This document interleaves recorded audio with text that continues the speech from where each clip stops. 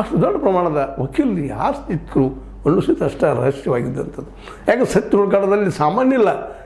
ಎದುರಾಳಿಗಳು, ಅದರೊಳಗೆ ವಿರೋಧಿ ತೀವ್ರವಾಡಿ ಮತ್ತು ಇನ್ನುಳಿದವರು ದೂರದಾರರು ಇವರು ಸ್ಟ್ರಾಂಗ್ ಇದ್ದಾರೆ.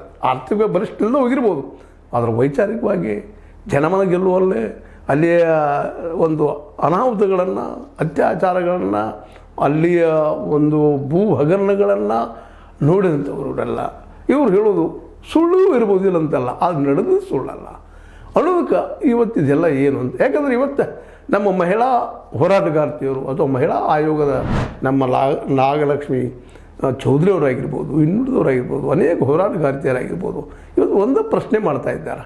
ಹೌದು, ಇವರು ಯಾರೂ ಅಲ್ಲ. ಹಾಗಾದ್ರೆ ಅಲ್ಲಿ ನಡೆದಂತಹ ಈ ಹೆಣ್ಣು ಮಕ್ಕಳ ಹತ್ಯೆ, ದೌರ್ಜನ್ಯ, ಅತ್ಯಾಚಾರಗಳನ್ನು ಮಾಡಿದವರು ಯಾರು? ಹೌದು, ಹೆಗ್ಗಡೆಯವರು ಇಲ್ಲ, ನಾವು ಒಪ್ತೀವಿ, ಅದನ್ನು ಮಾಡಿದವರು ಯಾರು? ಅದನ್ನು ಹುಡುಕೊಂದು ಕೆಲಸ ಇವತ್ತು SIT ಮೇಲೆ ಭಾಳಷ್ಟು ಬಂದು ನಿಂತು ಬಿಟ್ಟಿದೆ.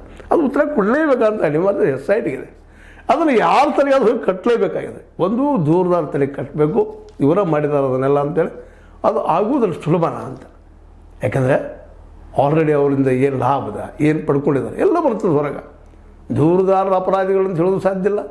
ಹೆಗ್ಗಡೆ ಅವ್ರಿಗೆ ಹೇಳೋ ಶಕ್ತಿ ಇವ್ರಿಗಿಲ್ಲ. ಹೆಗ್ಗಡೆ ಅವ್ರು ದೂರದಾರರು, ಹೆಗ್ಗಡೆ ಅವ್ರು ತಪ್ಪಿತಸ್ಥರು, ಅಪರಾಧಿಗಳು ಅಂತ ಹೇಳೋ ಶಕ್ತಿ ಇಲ್ಲ.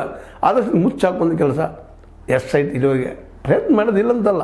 ಮೇಲ್ನೋಟಕ್ಕೆ ನಾವು ಕ್ಲೀನ್ ಚಿಟ್ ಕೊಟ್ಟಿಲ್ಲ, ಇನ್ನೂ ಅದ ಲಾಸ್ಟ್ ವರದಿ ಬರೋದದ, ಮಾಡಿರಿ ಅಂತ ಗರರಿಲ್ಲ.